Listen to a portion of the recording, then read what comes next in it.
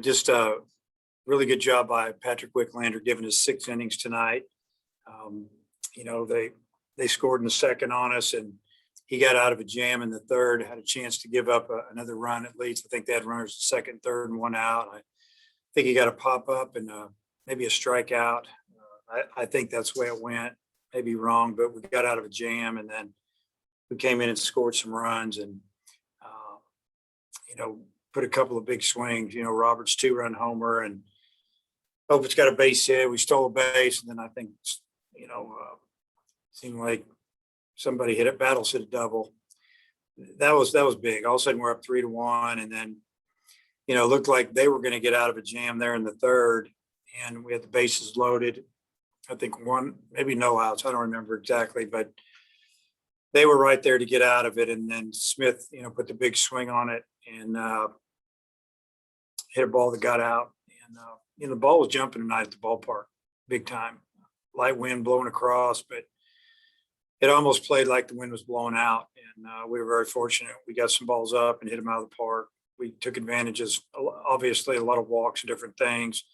I think that NC State, when they pulled Johnson, they went with some guys that weren't as experienced when we got up 7-1. And, I don't blame them a bit. Sometimes you just have to let it go. And that's what they did. All right. Let me know if you've got questions in the chat. Nate, get us started.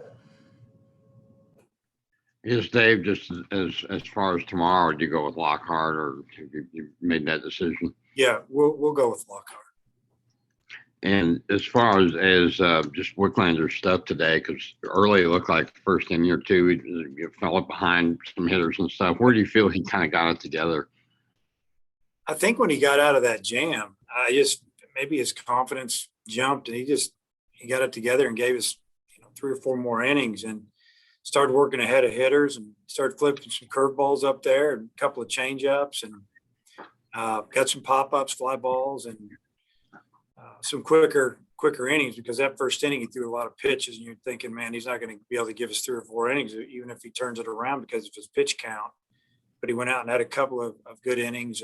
One for sure, we had 3 less than 10 pitches. So I really think, about the third innings when he kind of flipped the switch.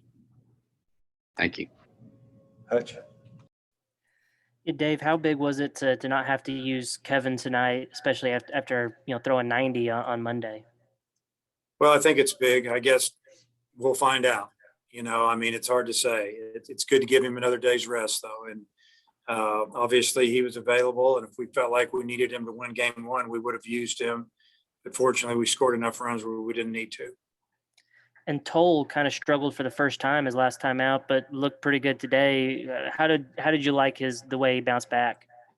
I thought he did a really nice job tonight. He came in, and he did go full count on a couple of hitters, and he ended up getting the strikeout. I think he fell behind both of those hitters like 2-0 and got him. But other than that, he was ahead in the count, throwing strikes through his fastball knee high away, 90, 91, 92 miles an hour. And slider through a couple of change-ups to lefties. It was good to see. We could have sent him back out for the 9th, but we thought we might need him again, so we didn't want to. We didn't want to run his count up too much. Tom. Dave, this is the highest scoring postseason game ever for Arkansas. You might remember the 1985 game, 20-13 against Eastern Kentucky. Just what did it feel like to really kind of blow one up like this?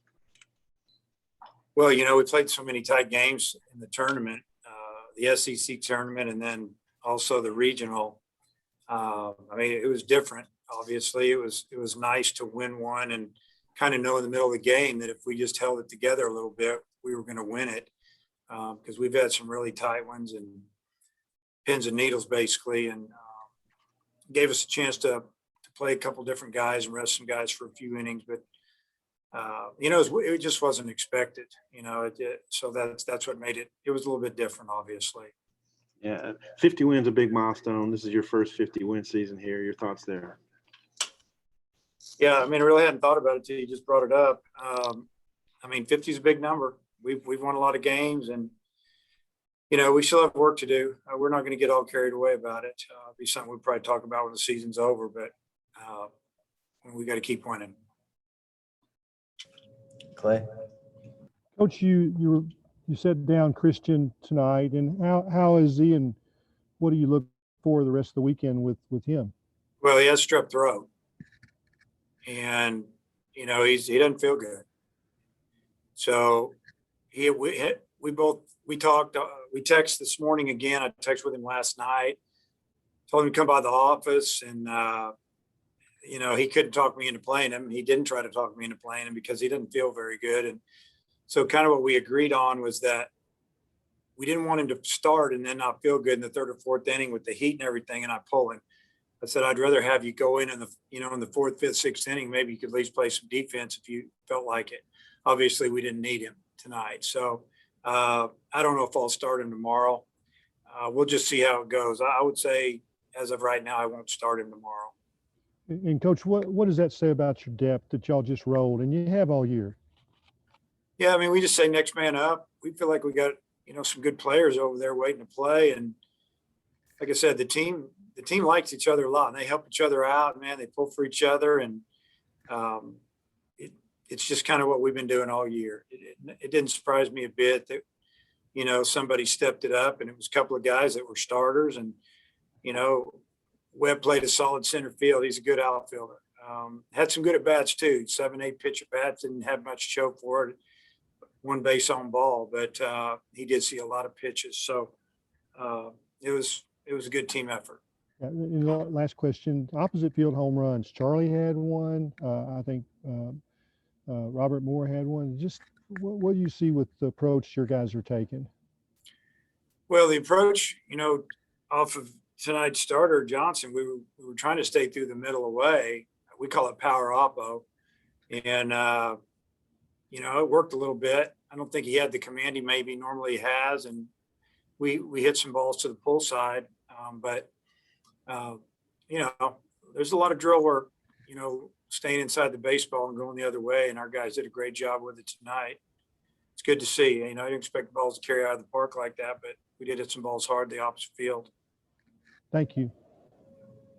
All right, let me know if you've got more questions in the chat. Hutch.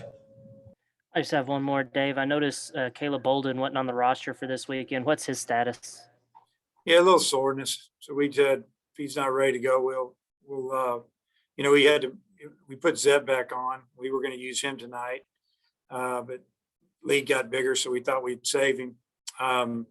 If Bolden was good to go, we might have taken somebody else off the roster. Maybe I won't get into it. We'll have to deal with that in the future. But he had some soreness, so I guess he had some soreness last Friday, and maybe should have told us about it. All right, that'll wrap us up. Thanks, Coach. Okay, thanks.